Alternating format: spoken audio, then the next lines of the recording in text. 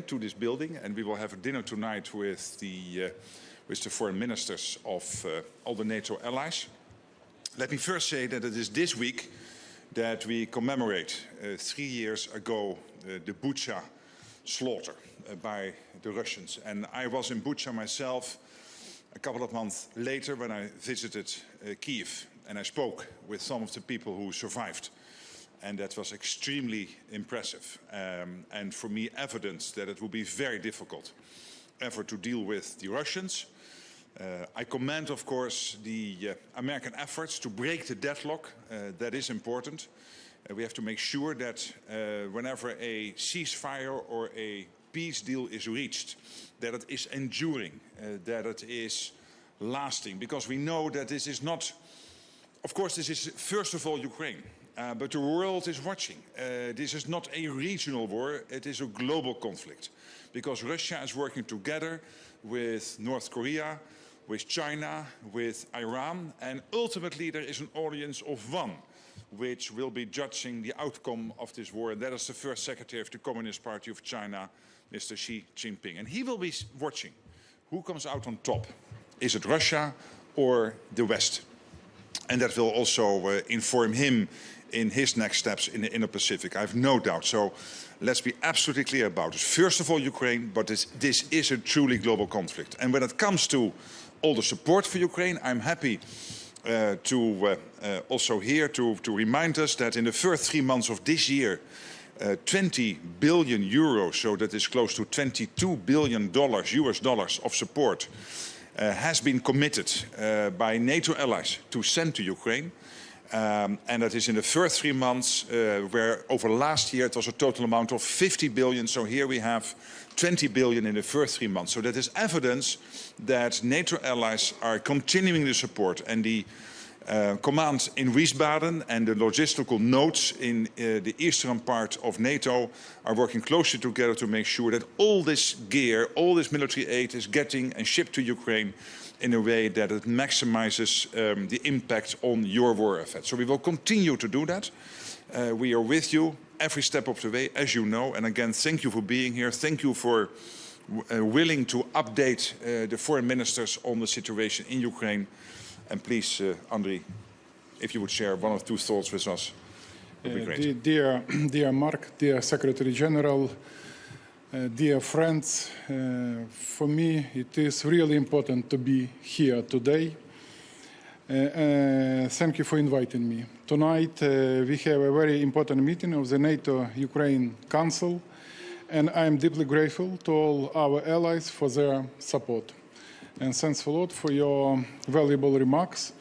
I especially thank you, Mark, for your personal commitment and leadership.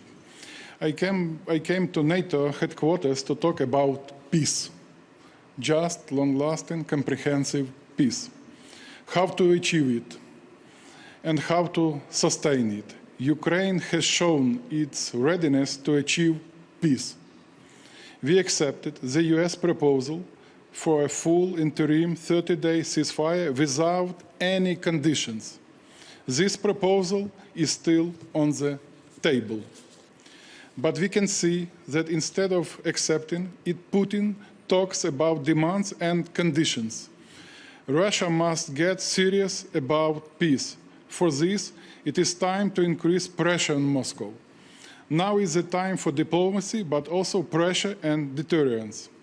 While the media attention is on global trade wars, we must not forget there is a real full-scale war going on in Europe. Russia remains an existential threat to Europe. Every single day in Ukraine means Russian bombs, drones, constant missile threats. Hundreds of Shaheds every night. It cannot be ignored, and of course we expect a strong response. Today at the NATO-Ukraine Council, I will focus on self-sufficiency of Ukraine and Europe. Ukraine now spends 26% of its budget on defense. Our defense industry produces millions of drones per year, among other achievements. We are already almost 40% self-sufficient, and we can increase all of these numbers. Modern Ukraine is a guardian of peace and Euro-Atlantic security, not a country only seeking protection. 800,000 Ukrainian soldiers are defenders of Ukraine, but they are also defenders of Europe. They must be well armed. Peace must be well armed. Our defense industry will become the backbone of European defense. Our army is the largest land army in Europe, and our defense technology is one of the most advanced. NATO and Europe must look eastwards and see a strong and committed ally, Ukraine. The question today is not whether Russia wants to attack the rest of Europe. Look at how much resources it puts in its military machine. The question is only, will we be prepared or not? Will we stop Russia in Ukraine and deter in further aggression? Our answer is yes, but only if pressure on Moscow is increased and Ukraine is strengthened. Today I will discuss with allies how to put pressure on Russia to engage in real dialogue. I will also discuss our urgent defense needs and security guarantees for Ukraine, as well as a credible deterrence package. For us, strong and long-lasting guarantees are directly linked to the ongoing peace process and efforts, because without them, Russia will attack again.